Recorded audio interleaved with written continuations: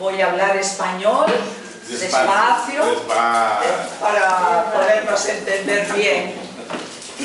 Cuando estaba pensando en venir a visitar la institución teresiana en Brasil, me decía a mí misma que es un primer encuentro con la institución aquí y tengo un gran deseo de poder conocer la realidad, poder mirarla juntos, ver un poco cómo va creciendo aquí la vida de la institución. Y agradezco mucho a Guida que me ha hecho esta introducción tan creativa, muy bonita, que también incorpora vuestra mirada sobre esta realidad. Mi aporte era también dar un paso en esa mirada a la realidad desde lo que es la carta del año, que nos acompaña a todos este año. Sabemos que la asamblea marcó este año, era el año de la oración. Entonces, bueno, yo me decía, para mirar la realidad, ¿desde qué perspectiva? ¿Desde dónde colocarnos? Y pensé que mejor que el Papa Francisco, que nos ayuda, nos da algunas claves para esta mirada a la realidad. Yo he sacado de él algunas citas que me parecían nos pueden ayudar. Él nos dice, antes de hablar acerca de algunas cuestiones fundamentales relacionadas con nuestra acción evangelizadora, conviene recordar brevemente cuál es el contexto en el cual nos toca vivir y actuar, dice el Papa, y continúa. Hoy suele hablarse de un exceso de diagnósticos que no siempre está acompañado de propuestas superadoras y realmente aplicables. Lo que queremos ofrecernos va más bien en la línea de un discernimiento evangélico. Es evangélico, dice él, es la mirada del discípulo misionero que se alimenta a la luz y con la fuerza del Espíritu Santo. Os invito, sigue diciéndonos el Papa Francisco, a una siempre vigilante capacidad de estudiar los signos de los tiempos. Es preciso, dice él, esclarecer aquello que pueda ser un fruto del reino y también aquello que atenta contra el proyecto de Dios. Por tanto, esa mirada discernidora, lo que colabora al reino, lo que puede ir en contra del reino de Dios. Aquí me gustaba recordar la invitación que nos hemos hecho en la carta del año. Cuando yo pensé cómo abordar el tema de la oración en la institución teresiana, me pareció que lo mejor era colocarnos como discípulos para ser enseñados de nuevo por el Señor qué es la oración. Entonces partí del texto de la palabra de Dios cuando los discípulos le dicen al Señor: Señor, enséñanos a orar como Juan ha enseñado a sus discípulos.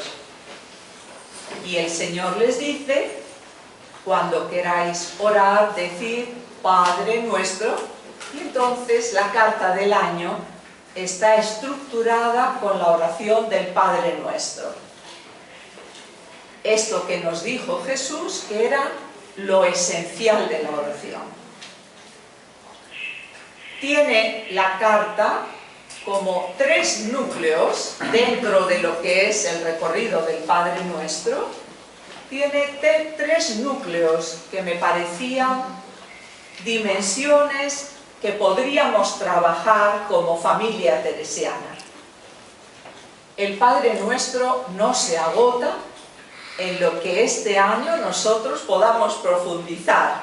Esto sigue, siempre hay nuevas perspectivas. Pero mirando la institución, yo pensé en tres grandes núcleos. El primero es esa llamada del Señor, que nos hace ya desde el Antiguo Testamento. Él dice: escucha, Israel. Es decir, la oración como una escucha del Señor. La oración se recibe. Es el Señor que se regala y nosotros que lo acogemos. Entonces, este núcleo de la escucha me parecía que podría ser importante para nosotros. Un clásico decía: el Señor nos ha creado con 2 oídos y una boca, y hablamos el doble de lo que escuchamos. Algo pasa, ¿no? Porque Él nos creó con 2 oídos. Entonces hay que hacer la intención de escuchar la realidad, de acogerla para escuchar al Señor, para darle espacio en nuestro interior. Me parece a mí que a veces podemos estar demasiado llenos de nosotros mismos, de nuestras preocupaciones, que a veces son muy santas, pero son nuestras. No sé si son las preocupaciones del Señor por su reino. Entonces hay ahí como una búsqueda. Tenemos maestros en la institución, está Santa Teresa, también en la carta remito a todo lo que el Padre nos ofrece, y Santa Teresa también no se agota. Estamos en su año también 500 años. Y están también los textos de Pedro Poveda sobre la oración. Sobre todo cuando él dice: la oración es vuestra única fuerza. Dice única, no dice la mayor fuerza, la única fuerza. Entonces, está todo este núcleo, y yo aquí, para el trabajo de después, me había planteado algunas preguntas que a lo mejor algún grupo podría trabajar. Y decía: escuchar la voz de Dios. ¿Cómo es nuestra capacidad de escucha profunda a la realidad, a los otros, a cada hermano, a la comunidad, a nuestro propio interior? ¿Cómo es nuestra capacidad de escucha? ¿Qué camino podríamos hacer para avanzar en esta dirección? El segundo núcleo y el lema del año es: venga a nosotros tu reino. Siempre también esa oración central del Padre Nuestro, donde el reino, el Señor nos invita a colaborar en su proyecto, pero nos dice en la oración: venga a nosotros tu reino. Por tanto, también el reino lo recibimos del Señor. Nosotros colaboramos con el reino de Dios. De nuevo hay que recolocarse en ese dejarse conducir por el Espíritu de Dios y colaborar con su reino. De nuevo ese discernimiento, ¿no?, de una búsqueda de un don que se recibe y que se suplica. Y aquí una segunda pregunta que yo planteaba para algún grupo: ¿qué reino es el que deseamos para nuestro mundo? Cuando decimos venga a nosotros tu reino, ¿qué evocamos? ¿Cuál es ese reino que deseamos? ¿O qué reino buscáis? ¿Qué reino queremos que se abra camino? ¿En el aquí y ahora de las realidades concretas. Porque a veces identificamos el reino de Dios con una imagen que tenemos nosotros. Entonces tal vez sea nuestro reino. Si yo tuviera que organizar el reino, lo haría así, ¿no? Que es muy impresionante en toda la subida de Jesús a Jerusalén, cuando Él recientemente lo hemos acogido en la palabra de Dios de la Eucaristía, ¿no? Él está anunciando que tiene que entregar la vida para que venga la vida nueva del reino. Y cuando Él está anunciando esto, ¿de qué están hablando los discípulos? Le pasa por 3 veces. ¿De qué hablan los discípulos? En el Evangelio recientemente, la madre del Zebedeo dice, bueno, mis hijos, uno a la derecha y el otro a la izquierda en tu reino, ¿eh? Ministro del Interior, ministro de Relaciones Extranjeras. Ella ya está pensando en un reino. En otro texto también se vuelve y dice, ¿qué estáis hablando? Y estaban discutiendo quién va a ser el mayor en ese reino. ¿Cómo van a quedar ellos colocados? Nosotros que lo hemos dejado todo y te hemos seguido. ¿Y nosotros? ¿Cuál es ese reino que deseamos que venga? ¿Cómo lo tenemos visualizado? A nivel individual y también como comunidad, como grupo, como institución teresiana en Brasil. ¿Por qué reino? Y hay un tercer núcleo que me parecía a mí que puede ser bueno, que tiene que ver con el perdón. Perdona nuestros pecados como nosotros perdonamos. Perdona a quien nos ofende como nosotros perdonamos a los que nos han ofendido. Yo decía en la carta que me impresiona mucho que el Señor, el tema del perdón, lo deja atado a lo que los discípulos van a hacer después. Porque Él dice, cuando los envía, a quienes les perdonéis los pecados, les quedarán perdonados. Y a los que se los retengáis, les van a quedar retenidos. Impresiona mucho eso. Les da mucho poder.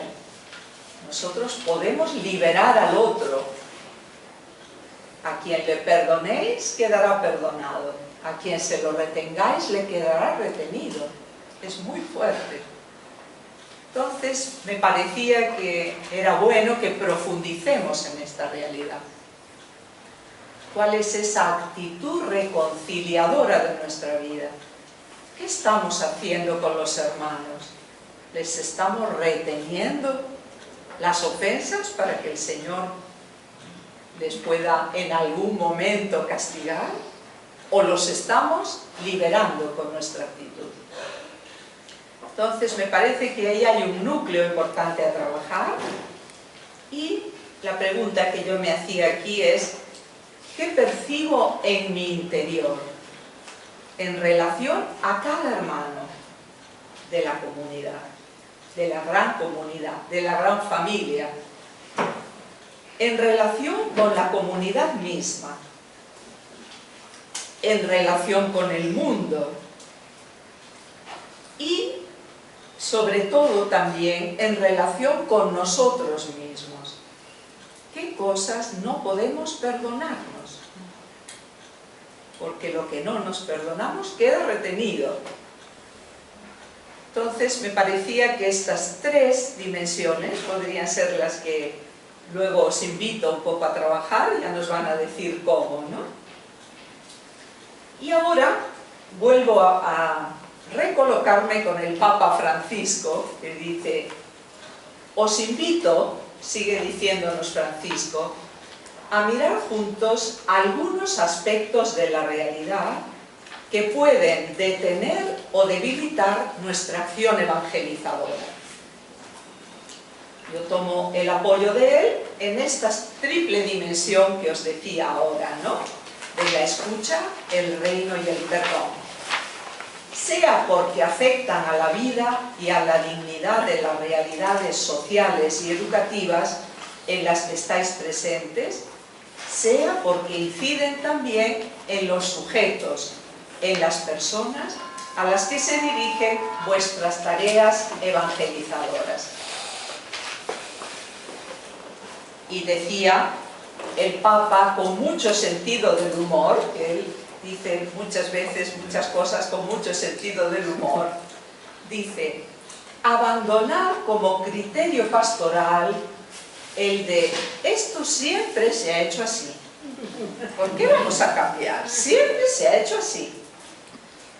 Y dice él: invito a todos a ser audaces, creativos en esta tarea de repensar objetivos. Esto lo recojo yo para la institución teresiana. Ser audaces, creativos en la tarea de repensar objetivos, estructuras, el estilo y los métodos evangelizadores de las propias comunidades. Sueño, sigue proponiéndonos Francisco, con una opción misionera capaz de transformarlo todo, para que las costumbres, los estilos, dice él, los horarios, el lenguaje y toda estructura eclesial se convierta en un cauce adecuado para la evangelización del mundo actual, más que para la autopreservación. Y esto lo recojo también para la institución teresiana. Creo que todos tenemos el deseo de invitar colaboradores, de convocar a otros, de trabajar con los jóvenes, de que se una gente para este trabajo por el reino, pero es muy importante que lo pensemos desde la perspectiva del reino de Dios, que necesita colaboradores, no desde la perspectiva de la autopreservación, aunque nos encantaría, pero no caigamos en darle la vuelta, porque aquí lo importante es que el reino de Dios fluya, y que colaboremos con el reino, y que el carisma se vehicule, busque modos. A lo mejor van a ir cambiando los modos, están cambiando. Estamos en un cambio de época, por tanto muchas cosas hay que ser muy creativos en los modos, pero lo importante es que el reino de Dios avance y nosotros colaboremos a eso. Y a la vez, yo digo, si algo nos ha devuelto el centenario es la gran valoración del carisma de Poveda. Pensar que ese diálogo de la fe con las culturas es crucial. Y un diálogo de la fe con las culturas que hace justicia, porque eso también es importante, la perspectiva. Entonces creo que poder colocarnos en esta perspectiva libera nuestras energías. Estas palabras nos animan, esto ya no es el Papa Francisco, esta soy yo, nos animan a que la mirada a lo realizado, que vamos a compartir estos días, al camino que habéis ido recorriendo, sea una mirada encarnada, aterrizada, concreta. Una mirada que nos permite poner palabras a aquello que queremos mejorar y que nos sirva para mirar con esperanza el futuro. Una mirada capaz de celebrar lo vivido, lo acontecido, lo que el Señor ha hecho entre nosotras. Una mirada lúcida que nos permita discernir lo que queremos hacer hoy y decidir lo que vamos a dejar en manos de generaciones futuras. Mirar la realidad y reajustar el camino implica discernimiento y responsabilidad.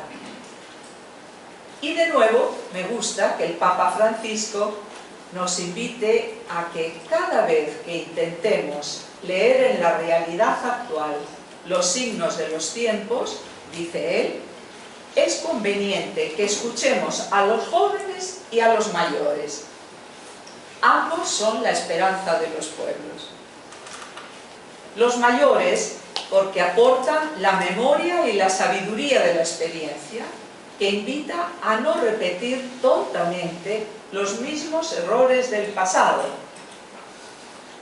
Los jóvenes, porque nos llaman a despertar, a acrecentar la esperanza, porque llevan en sí las nuevas tendencias de la humanidad y nos abren al futuro, de manera que no nos quedemos anclados en la nostalgia de estructuras y costumbres que ya no son cauces de vida en el mundo actual. Releamos lo vivido con estas claves, con una mirada contemplativa, porque algo nuevo puede estar naciendo, algo inesperado, una novedad que tiene sabor de reino de Dios, en la que cada vida, cada persona, cada grupo está siendo expresión de este reino. En esta actitud, decía yo en la carta también, y repito ahora, habrá espacio para lo frágil, para lo pequeño, pero también para los sueños, para lo nuevo, para lo que solos no vemos, pero juntos nos parece posible. Estamos aquí porque hemos recibido una vocación que nos hace vivir de cara a Dios, abiertos a su espíritu, en continua actitud de discernimiento. En una época histórica especialmente rápida en los cambios, se hace urgente un talante discernidor que nos ayude a reconocer en cada momento las llamadas del Espíritu en nuestra vida, en nuestros grupos, en nuestra institución. Para terminar, una interpelación que no podemos dejar que resuene, que deje de resonar en nuestro encuentro. Como decía la asamblea plenaria, se ha sentido una llamada fuerte a mantener con vitalidad el carisma, a darlo a conocer, a convocar a otros. Yo hoy lo diría de esta manera: el reino de Dios necesita colaboradores. Necesitamos descubrir la gran capacidad que tuvo Pedro Poveda para buscar colaboradores. No porque los necesitemos nosotros, sino porque mirando nuestra realidad, nuestro mundo, nuestro presente, el lugar concreto donde desarrollamos la misión, estamos convencidos de que merece la pena servir la causa del hombre, la causa del Evangelio, como sal y como luz, con el sabor del carisma teresiano, es decir, a través de una educación transformadora al servicio de la paz y de la justicia. Muito obrigada.